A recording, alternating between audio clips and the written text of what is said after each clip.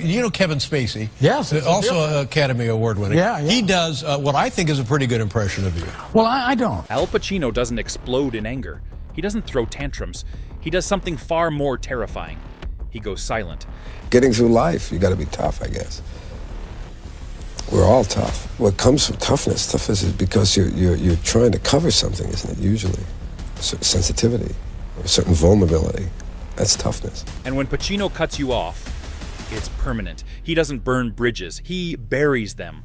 For decades, he's been the heartbeat of modern cinema.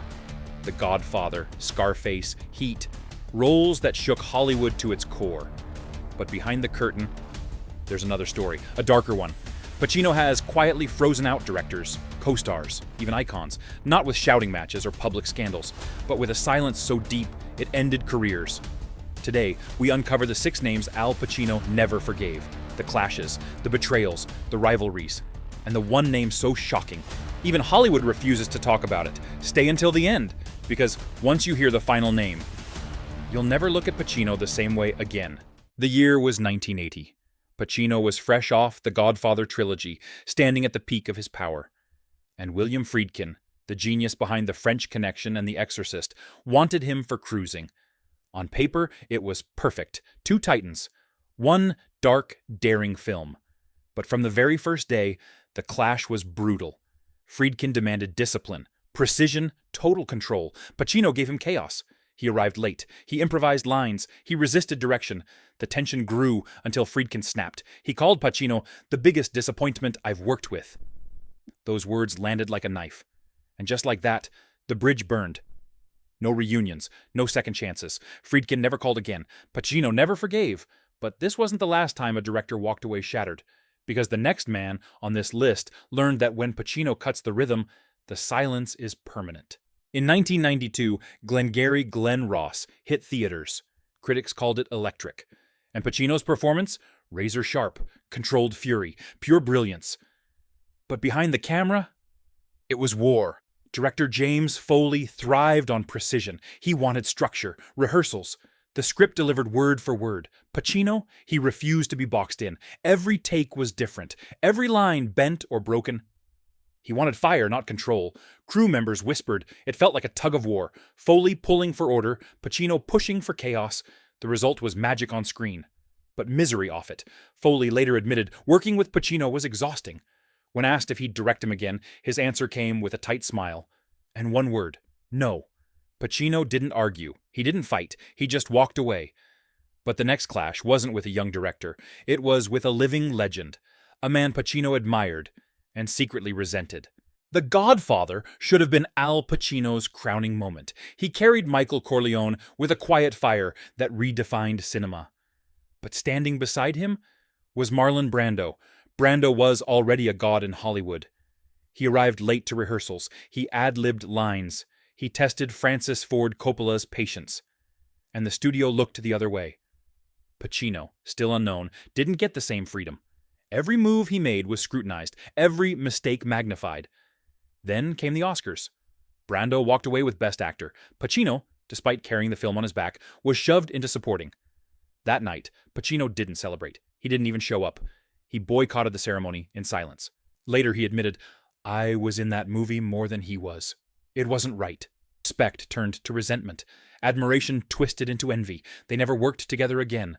Brando became a shadow in Pacino's career, a reminder of what was taken. But Pacino's coldest rivalries weren't just with icons. Sometimes they were with men who mirrored him too closely. Men Hollywood always tried to tie him to. Al Pacino and Robert De Niro, 2 names carved into the foundation of American cinema. On paper, they were destined to be brothers in greatness. But in reality, they were storms heading in different directions. On The Godfather Part 2, they never even shared a scene. The world waited years to see them face to face. That moment came in Heat. Expectations were sky high. Fans imagined sparks, chemistry a bond forged in fire. But behind the camera, it was ice. De Niro was methodical, quiet, precise. Pacino was instinct, wild, explosive. They didn't clash, they didn't fight. They just kept their distance. Even decades later, on The Irishman, the chill remained. Scorsese had to direct them like they were 2 separate storms colliding on screen. but never merging off it. Interviews revealed the truth. Pacino called De Niro a colleague. De Niro, asked about Pacino, said flatly, "He's good at what he does." No warmth, no friendship, just professionalism frozen solid. Because sometimes silence says more than rivalry ever could. And that same silence followed Pacino into his next clash. This time it wasn't with a legend. It was with a rising star he never wanted in the room. The casting of Scarface was chaos. Producers wanted a face audiences didn't know yet.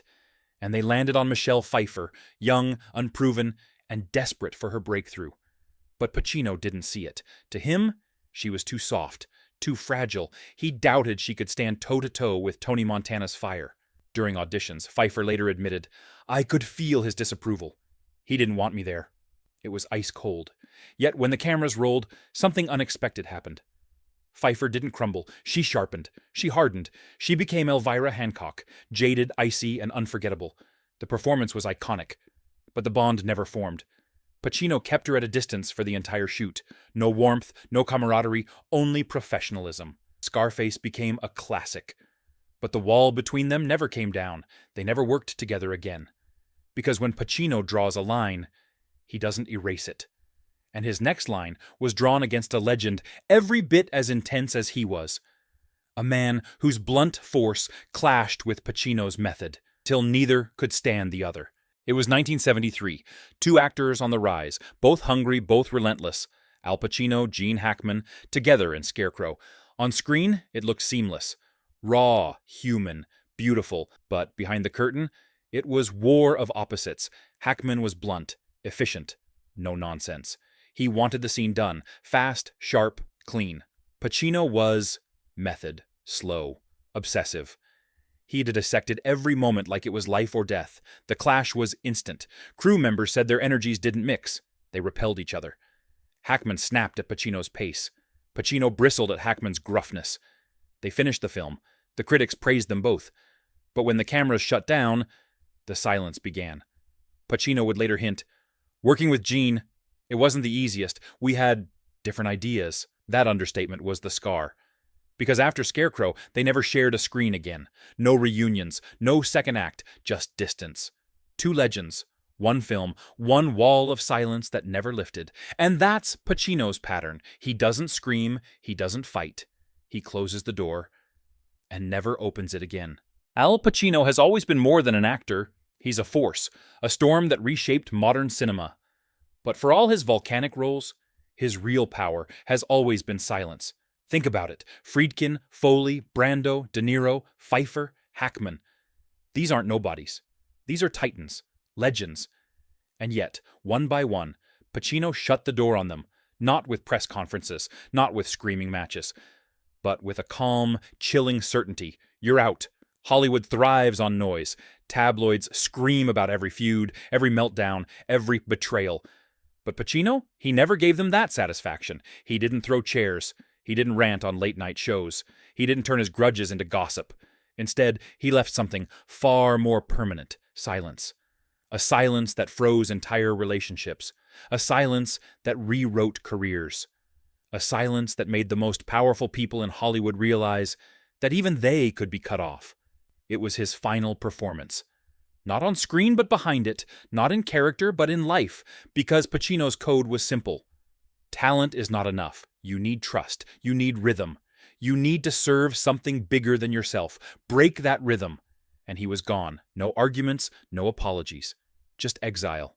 And maybe that's why his legacy endures.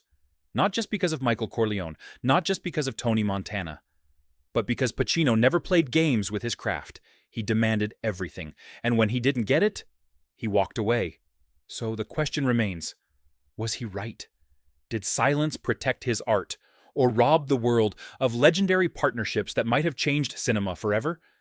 Imagine a world where Pacino and Brando reconciled, where De Niro became his brother on and off screen, where Pfeiffer and Pacino shared another iconic role. We'll never know, because Pacino's silence erased those chances.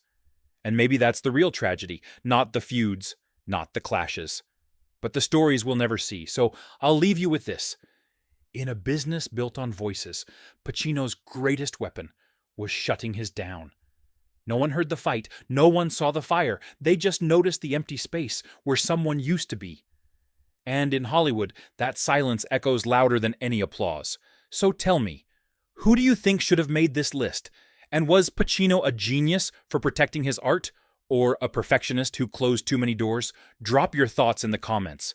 Because in Al Pacino's world, getting cast was never the reward. Staying cast was.